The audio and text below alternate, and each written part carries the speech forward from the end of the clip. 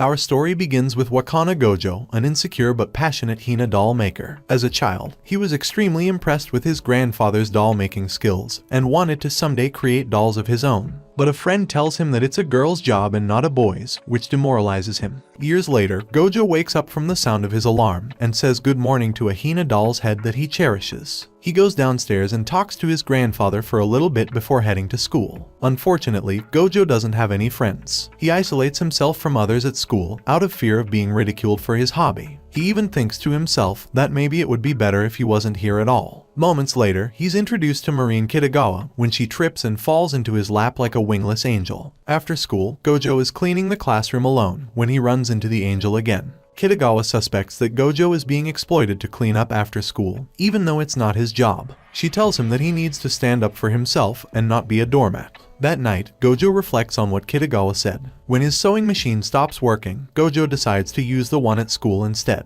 As he's talking to his Hina doll's head, Kitagawa barges in, followed by an awkward silence between the two. Gojou is extremely embarrassed, but rather than laugh at him, Kitagawa expresses her admiration for his tailoring skills. Suddenly, she removes her clothes and shows him a cosplay outfit that she's been working on, of a video game character named Shizuku. When Gojou criticizes her cosplay and her substandard sewing technique without thinking, Kitagawa asks him if he might be able to make a cosplay for her instead, and explains how important this video game character is to her. Despite having never made clothing for a real person before, Gojou agrees to help her. He tells Kitagawa that he knows nothing about the character that she wants to cosplay, and she explains that Shizuku is a character from the erotic video game Slippery Girls 2, leaving Gojou quite perplexed. She then hands him a guide on making your own cosplays. The next day, an eager Kitagawa unexpectedly arrives at Gojou's house and goes straight to his room. He's flustered by her presence and feels even more uneasy about taking her measurements, but an unfazed Kitagawa strips down to reveal that she came in wearing a bathing suit. Gojou is extremely flustered, but he slaps himself hard and pushes aside his impure thoughts to focus on what he needs to do. He can't help but feel awkward when measuring Kitagawa's size,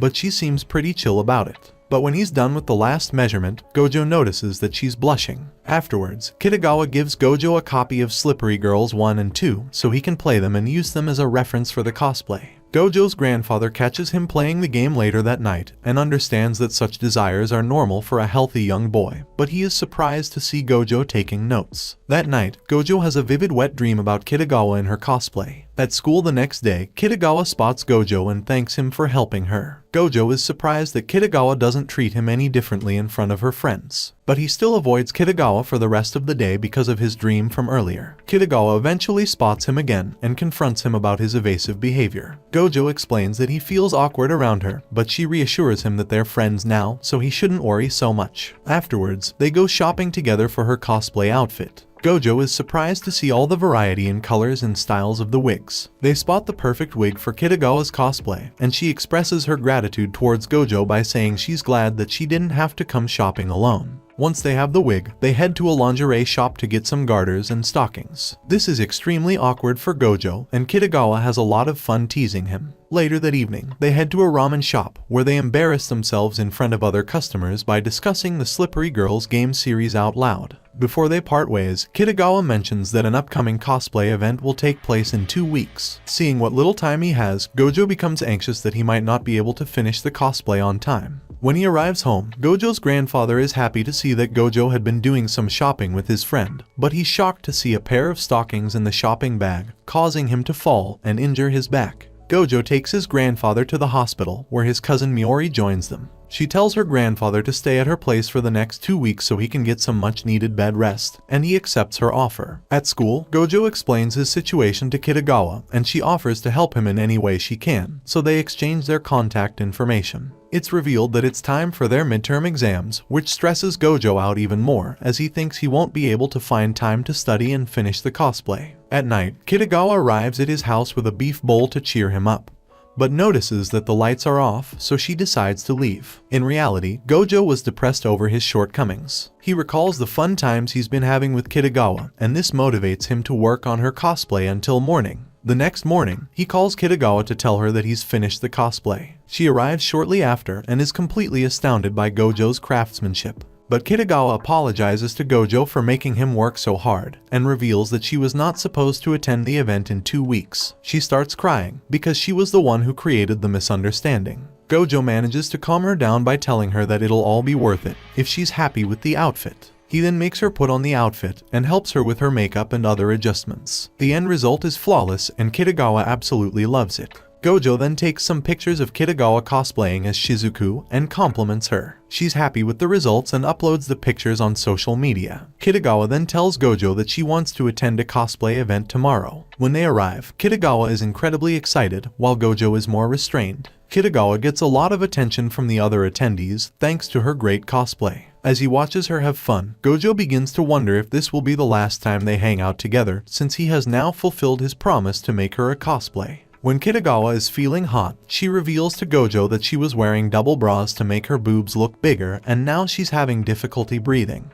They both go inside the building, and Kitagawa cools off by making Gojou unzip her. On their way back home, Kitagawa tells Gojou that there are 51 other characters that she wants to cosplay and would need his help. He's happy to hear that they'll be able to keep hanging out together after all, and agrees to help her with her future cosplays. A drowsy Gojou then tells Kitagawa that she looks beautiful, which catches her off guard. When Gojou's grandfather returns home, he's shocked to see his grandson hanging out with a beautiful young girl. As Gojou explains everything to his grandfather, Kitagawa realizes that she's fallen in love with Gojou. The next day, a young girl arrives at Gojou's house during a downpour, and Gojou's grandfather invites her inside, but leaves shortly after, so Gojou is unaware that there is a girl in their house. While she's taking a shower, Gojou starts to worry that there might be a burglar inside the house. In an unexpected turn of events, he catches the girl naked in the bathroom. She later introduces herself as Sajuna and tells Gojou that she came to his house to commission a cosplay outfit from him. She reveals that she is Juju, a popular cosplayer that Kitagawa had previously told him about. When Kitagawa arrives, she is starstruck by Sajuna's presence. While they talk, Sajuna expresses her desire to cosplay as a character from the anime Flower Princess Blaze, who Kitagawa is also a fan of. When Sajuna asks if Gojou and Kitagawa are dating, both of them get extremely flustered, and Gojou responds that he isn't dating anyone. Kitagawa is happy to hear this answer. She then asks Sajuna if she would like to do a cosplay photo shoot together, and Sajuna declines. But Sajuna changes her mind after Kitagawa offers to pay for a studio if they cosplay together. Gojou then decides to watch Flower Princess Blaze for research,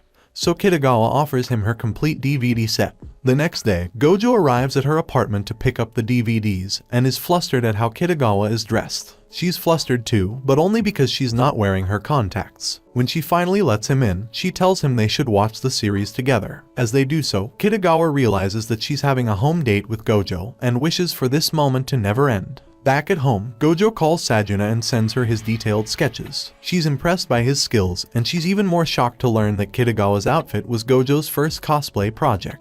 Before they hang up, Sajuna explains that her sister is the one that takes her pictures. Gojou wants to learn more about photography, so they decide to meet up at a restaurant with Shinju, Sajuna's sister. Shinju is actually Sajuna's younger sister, but looks older than her because of her height and her personality. Kitagawa asks Shinju if she wants to cosplay as well, but Shinju reluctantly declines. The group then decides to visit the location for their photo shoot, which is an abandoned hospital that was converted into a studio. Everyone is excited to be there, but Sajuna is visibly nervous. Gojou finds her scared and alone, and attempts to comfort her. He tells her about his dream of becoming a Hina doll maker. She tells him that she always dreamed of becoming a magical girl. But when she found out that magical girls were fake, she gave up on that idea. Gojou then asks Sajuna why she chose him as the designer of her cosplay, and she responds that she was jealous of Kitagawa wearing such a perfect costume, and wanted Gojou to make one for her as well. The next day, Kitagawa invites Gojou to go to the beach, and they have a really great time there. Gojou reveals that he never got to visit many places during his childhood because of his hobby. Surprised, Kitagawa promises to take him to many places during their summer vacation. Realizing what she just said, a flustered Kitagawa excuses herself. While Gojou is still having fun in the water, Kitagawa takes his picture as he trips and falls into the ocean. Some time passes, and Sajuna arrives at Gojou's place to try out the outfit that he made for her, and she's happy with it. Kitagawa also loves her outfit, and is shocked to see herself in this cosplay. She feels like she's been a Flower Princess Blaze character all along. She then takes a selfie with Sajuna and is amazed at how many likes she's getting. The girls head to the studio and wait for Gojou and Shinju to arrive. When they finally arrive, Shinju stuns the girls with a male cosplay outfit. In a flashback to the day they first visited the studio, Shinju admitted to Gojou that she actually wanted to cosplay as a male character from Flower Princess Blaze, but that it would be impossible to pull off because of her huge rack. Gojou agreed to help and took her back to his house, but Shinju's boobs are so big that they popped off the buttons of the shirt that she was supposed to wear for the cosplay. They did some research and eventually learned about an item to deal with her chest. Back in the present, Kitagawa and Sajuna are both surprised by how perfectly Shinju looks in her cosplay. All three of them take a picture together before their photo shoot to commemorate this day. The girls have their photo shoot, and Sajuna later thanks Gojou for helping her younger sister realize her love of cosplay. More time passes, and Kitagawa invites Gojou to a manga cafe, but he feels embarrassed to be alone with her. She recommends him a manga and expresses her desire to cosplay as one of the characters. But she doesn't think she can actually pull it off, because that character has pigtails, and she thinks that this kind of hairstyle won't suit her. Gojou reassures her that it would, and with his encouragement, Kitagawa decides that she'll be cosplaying as a succubus next. Gojou has a hard time designing the outfit because of the manga's simple art style, but he manages to make it work. Unbeknownst to him, the location for the photo shoot turns out to be a love hotel that Kitagawa had booked. Gojou is shocked about the location and is sitting awkwardly inside the room while Kitagawa gets changed into her cosplay. Once she's ready, he starts taking pictures of her, cosplayed as a succubus. Gojou suggests that Kitagawa should get on top of him to replicate certain scenes and poses from the manga. After taking the pictures, Gojou hears the couple in the next room doing the nasty. He realizes that the position they chose is extremely inappropriate and tries to get Kitagawa off of him. But this only worsens the situation. They stare into each other's eyes and nearly kiss, but their moment together is interrupted by a call from the front desk, telling them that their time is up and they have to leave. Back home, Gojou thinks about the beautiful Kitagawa while he's alone in his room. A few days later, Gojou goes to Kitagawa's place to help her out with her next cosplay. He learns that she's been modeling for a magazine to save up for an expensive camera. They then watch a scary movie together, and Gojou is nervous because he's never seen one before. However, by the end of it, he's enjoying the movie and analyzing the costume designs, while Kitagawa is left terrified. Afterwards, she finishes her homework, and they decide to meet up later that night so they can go to the festival together. At the festival, Gojou is stunned by how cute Kitagawa looks in her yukata, which makes her happy. While watching the fireworks together, the two just stare at each other. After the fireworks, Kitagawa's sandals start hurting her, so Gojou carries her on his back to a nearby store to get her a new pair. Both are very happy with each other's company and promise to visit the festival again together next time. Later that night, when they've both returned home, Kitagawa calls Gojou because she's scared after watching another scary movie and wants to hear his voice. She tells Gojou to stay on the call with her no matter what.